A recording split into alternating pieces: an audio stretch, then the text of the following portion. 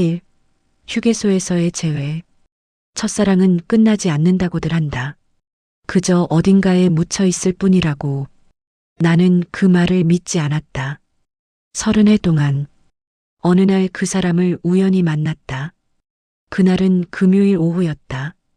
나는 강원도로 가는 길이었다. 어머니 댁에 가기 위해서. 남편이 죽은 지 15년이 지났지만 그 길은 여전히 익숙하지 않았다. 모든 게 여전히 낯설었다.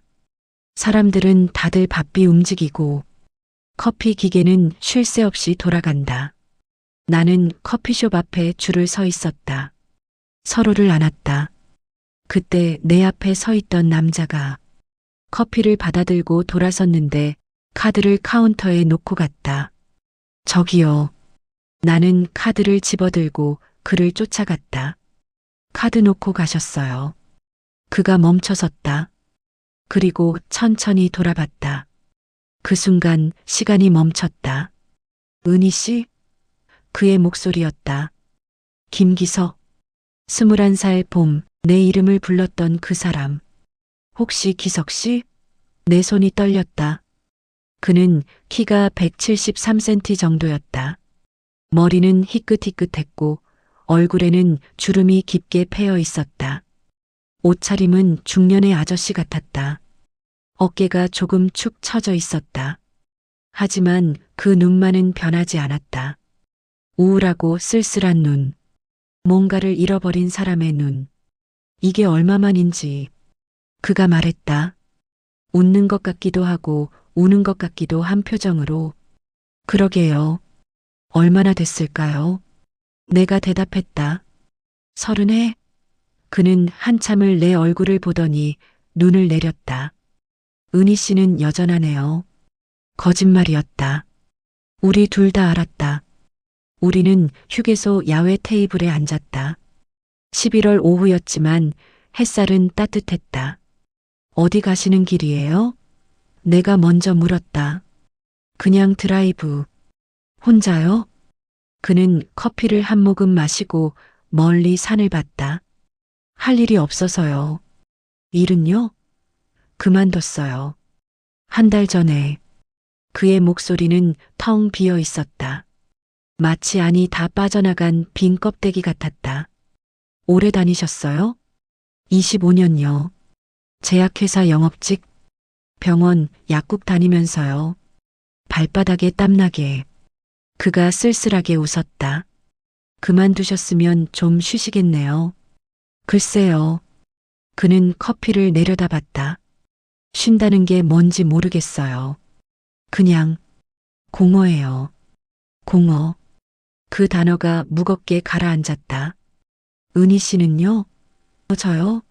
커피 전문점에요. 체인으로요. 대단하네요. 먹고 살려고요. 겸손하시네. 그가 주차장 쪽을 봤다. 내 차가 보이는 모양이었다. 결혼은요? 내가 물었다. 했어요. 아, 은희 씨는요? 사별했어요. 나를 봤다. 언제요? 15년 전에요. 그랬군요. 우리는 또 침묵했다. 침묵이 불편하지 않았다. 오히려 편안했다. 30해라는 시간이 우리 사이에 놓여 있었지만 동시에 아무것도 놓여 있지 않은 것 같았다. 기석 씨, 잘 지내셨어요? 그동안? 그는 한참을 대답하지 않았다. 그러다 조용히 말했다. 글쎄요. 평범하게요. 평범. 그 단어 속에 모든 게 담겨 있었다. 가족은 잘 지내시고요? 네. 평범하게요. 또 평범이었다. 그는 더 이상 말하지 않았다. 나도 더 묻지 않았다. 그럼 저는 내가 일어서려고 했다. 은희 씨, 전화번호 받을 수 있을까요? 그의 목소리가 떨렸다. 나는 핸드폰을 꺼냈다. 번호를 불러주었다. 잘 지내라는 인사와 함께 나는 일어났다. 은희 씨도요. 그가 답했다. 나는 주차장으로 걸어갔다. 뒤돌아보지 않았다. 차에 올라타 시동을 걸었다. 백미러로 그가 보였다. 소나타 쪽으로 걸어가는 그의 뒷모습, 축 처진 어깨, 느린 걸음, 뭔가를 잃어버린 사람의 걸음걸이. 나는 한참을 그렇게 차 안에 앉아 있었다. 갑자기 핸드폰이 울렸다. 은희 씨, 저예요. 김기석. 네, 보고 싶을 것 같아요. 나는 아무 대답도 하지 못했다. 가슴 깊은 곳에서 뭔가 무너지는 소리가 들렸다. 이 기석과의 첫 만남. 21살 봄이었다.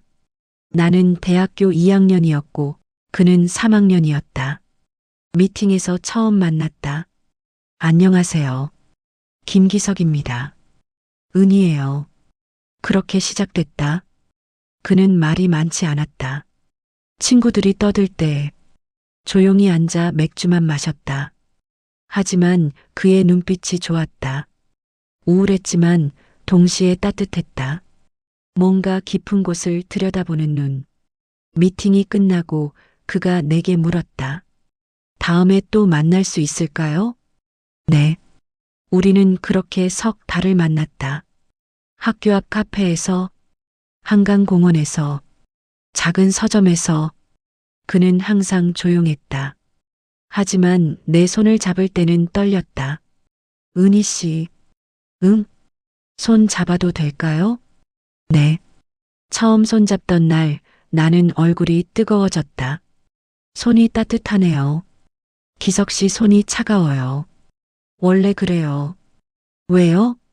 모르겠어요. 태어날 때부터요. 그의 손은 정말 차가웠다. 마치 뭔가를 영영 잃어버린 사람의 손처럼. 우리는 그렇게 석 달을 행복하게 보냈다. 세상에 둘만 있는 것 같았다. 하지만 그 행복은 너무 취약했다. 어느 날 밤 그에게 전화가 왔다. 은희 씨. 흑흑. 왜요? 무슨 일이에요? 울고 있어요? 아버지가 돌아가셨어요. 흑흑. 네. 뭐라고요? 갑자기 심장마비가 오셨어요. 나는 정신없이 그가 알려준 장례식장으로 달려갔다. 그는 상주석에 앉아 멍하니 벽을 보고 있었다. 기석 씨, 은희 씨. 그는 나를 보고 눈물을 흘렸다. 소리 없이. 나는 그를 안았다. 사람들이 보든 말든 그냥 안았다. 그렇게 시간은 흘러 한 달 뒤 그가 말했다. 학교 그만둬야 할 것 같아요. 왜요? 집 사정이. 그럼 어떻게 하려고요? 군대 가려고. 내 머릿속이 하얘졌다. 지금요? 빨리 갔다 와야지. 그럼 우리는요? 그는 내 손을 잡았다. 차가운 손으로. 기다려줄 수 있을까요? 당연하죠. 미안해요. 괜찮아요. 그는 군대에 갔다. 나는 편지를 썼다. 일주일에 한 번씩. 그도 답장을 보냈다. 은희 씨, 보고 싶어요. 저도요. 하지만 석 달쯤 지나자 답장이 뜸해졌다. 한 달, 두 달, 답장이 오지 않았다. 나는 견딜 수 없었다. 그리고 어느 토요일 아침 나는 결심했다. 편지 봉투에 적힌 주소, 포천. 나는 버스를 탔다. 포천까지 가는 길은 제정신으로 찾아갈 수 없는 길이었다. 시외버스 터미널에서 내려 또 마을버스를 탔다. 부대 가는 길을 물어물어 찾아갔다. 저기 산 너머에 있어요. 이 길로 쭉 가세요. 사람들은 친절했다. 하지만 길은 끝이 없었다. 오후 2시쯤 부대 정문에 도착했다. 면회 왔는데요. 누구요? 김기석 일병이요. 잠시만요. 나는 기다렸다. 10분, 20분, 30분. 헌병이 나왔다. 면회 거부했습니다. 네, 못 만나겠답니다. 나는 그 자리에 얼어붙었다. 다시 한 번만 말씀해 주실 수 있나요? 면회 거부했습니다. 돌아가세요. 제가 여기까지 왔는데요. 규정입니다. 헌병은 돌아갔다. 나는 정문 앞에 서 있었다. 한참을 마음이 식은 건가. 도저히 알아챌 수가 없었다.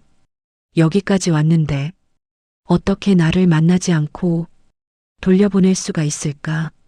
나는 정문을 바라봤다. 철조망 너머 그 어딘가에 그가 있었다.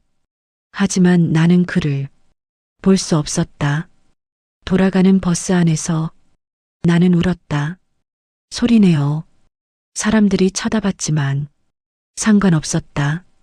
원망했다. 원망하고 또 원망했다.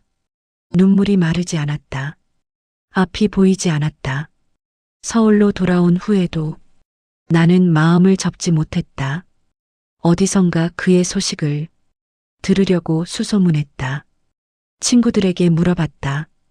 학교 선배들에게도 물어봤다. 하지만 아무도 몰랐다. 그는 마치 세상에서 사라진 것 같았다. 석 달이 지났다. 6달이 지났다. 나는 더 이상 편지를 쓰지 않았다.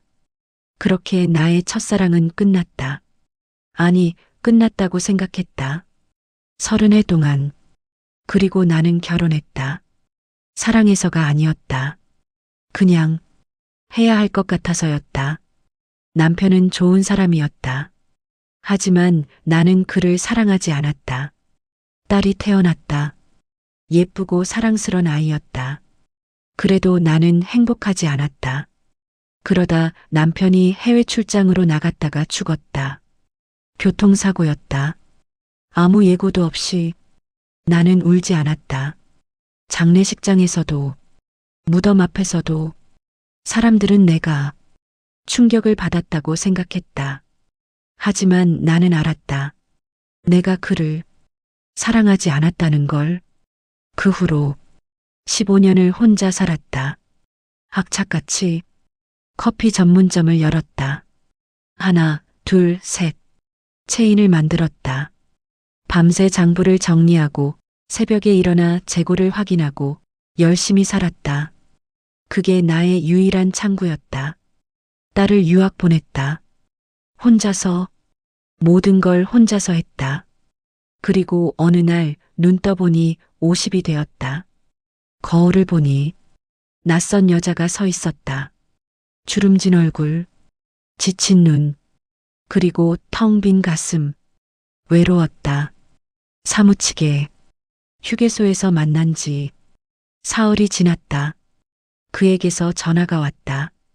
은희 씨, 제가 서울에 있는데요. 네. 만날 수 있을까요? 나는 잠시 망설였다. 하지만 결국 대답했다. 네. 우리는 한강공원에서 만났다. 오랜만이에요, 여기. 그가 말했다. 그러게요. 우리는 강을 보며 걸었다. 11월의 강은 차가웠다. 바람이 불었다. 은희 씨. 네. 그때 왜 안 만났는지 아세요? 나는 걸음을 멈췄다. 그 질문을 기다렸다. 30해 동안. 왜요? 그는 강을 보며 한참을 말하지 않았다. 그러다 조용히 말했다. 부끄러웠어요. 뭐가요? 보여드릴 게 아무것도 없어서요. 군대에서 매일 생각했어요. 은희 씨를요. 그의 목소리가 떨렸다. 근데 생각하면 할수록 초라해지더라고요. 기석 씨, 아버지 돌아가시고 학교도 그만두고 앞으로 뭘 할 수 있을지도 모르고 은희 씨는 좋은 집안 따님이잖아요. 그런 거 중요하지 않았어요. 저한테는 중요했어요. 그는 나를 봤다. 면회 거부하고 며칠 동안 울었어요. 네. 은희 씨가 그렇게 먼 데까지 왔는데 나는 숨이 막혔다. 알고 계셨어요? 네. 헌병이 말해줬어요. 여자 한 명이 서울에서 왔다고. 근데 나갈 수가 없었어요. 왜요? 너무 부끄러워서요. 그는 고개를 숙였다. 미안해요. 은희 씨. 나는 그의 손을 잡았다. 차가운 손. 30해 전과 똑같이. 기석 씨. 네. 그거 알아요? 뭐요? 그날 돌아오는 버스 안에서요. 난 기석 씨를 원망했어요. 알아요. 많이요. 근데요. 네. 그래도 잊지 못했어요. 그는 나를 봤다. 눈에 눈물이 가득했다. 저도요. 단 하루도요. 우리는 한참을 서로를 봤다. 기석 씨. 네. 이제라도 만났으니 됐어요. 은희 씨. 저희 집에 오세요. 괜찮을까요? 네. 괜찮아요. 3. 저녁 식사와 정신적 교감. 그날 저녁 그는 내 집에 왔다. 마포의 아파트 내가 사는 집이다. 혼자 살기에는 넓은 집이었다. 와, 좋네요. 그가 거실을 둘러보며 말했다. 편하게 계세요. 감사합니다. 나는 부엌으로 갔다. 냉장고를 열었다. 소고기가 있었다. 어머니가 싸주신 것이었다. 된장찌개를 끓이고 소고기를 구웠다. 도와드릴까요? 그가 부엌 입구에 서서 물었다. 아니요, 괜찮아요. 그래도 앉아 계세요. 금방 돼요. 그는 식탁에 앉았다. 조용히 나는 요리를 하면서 그를 힐끔힐끔 봤다. 그는 창밖을 보고 있었다. 멍하니 한강이 보이는 창, 불빛이 반짝이고 있었다. 그의 뒷모습이 쓸쓸해 보였다. 밥상을 차렸다. 드세요. 감사합니다. 그는 고기를 한 점 먹고 눈을 감았다. 맛있어요. 다행이에요. 은희 씨, 이거 비싼 거죠? 아니에요. 어머니가 주신 거예요. 그래도 그는 한참을 고기를 보다가 조용히 말했다. 저 이런 거 오랜만이에요. 네, 한우요. 나는 손을 멈췄다. 많이 드세요. 감사합니다. 우리는 한참을 먹었다. 말없이, 하지만 침묵이 불편하지 않았다. 그러다 그가 조용히 말했다. 은희 씨, 네, 저, 사실은요. 네, 그동안 별로 잘 못 살았어요. 나는 그를 봤다. 힘들었어요? 네, 많이요. 그의 목소리가 갈라졌다. 제대하고 바로 취직했어요. 제약회사 영업직이요.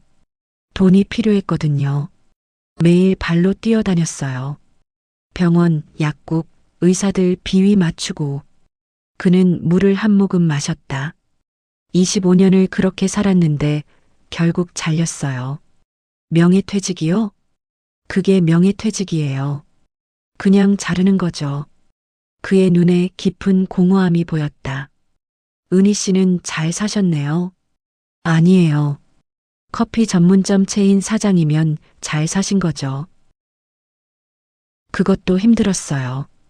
그래도 성공하셨잖아요. 나는 고개를 저었다. 기석 씨, 저도 힘들었어요. 네. 남편이 죽고요. 혼자 딸 키우면서 가게 운영했어요. 나는 와인잔을 들었다. 밤새 장부 정리하고 새벽에 재고 확인하고 손님들한테 웃고 딸 유학 보내고 혼자 집에 돌아오면요. 내 목소리가 떨렸다. 너무 외로웠어요. 은희 씨, 사무치게요. 그는 나를 봤다. 저도요. 네, 저도 외로웠어요. 그의 눈에 눈물이 맺혔다. 결혼했지만요. 가족이 있지만요. 매일 외로웠어요. 우리는 더 이상 말하지 않았다. 하지만 모든 개전해졌다.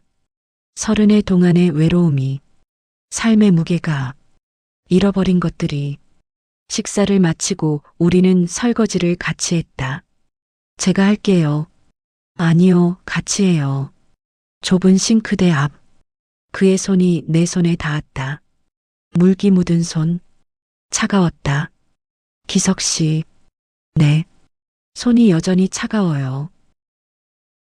네. 30해 전처럼요. 네. 변하지 않았어요. 나는 그의 손을 잡았다. 기석 씨. 네. 다음에 또 오세요. 괜찮을까요? 네. 오세요. 감사합니다. 그 후로 그는 자주 왔다. 일주일에 두세 번. 저녁을 같이 먹고 이야기를 나눴다. 우리는 서로의 삶에 대해 조금씩 이야기했다. 어느 날 저녁 그가 말했다. 은희 씨, 저 주식 좀 했었어요. 네. 퇴직금이랑 모아둔 돈으로요. 2억을 날렸어요. 나는 숨이 멎었다. 2억이요? 네. 지금 수중에 1,000만 원밖에 없어요. 가족은 아세요? 아니요. 말 못했어요. 그의 목소리가 떨렸다. 저 정말 한심하죠? 아니에요.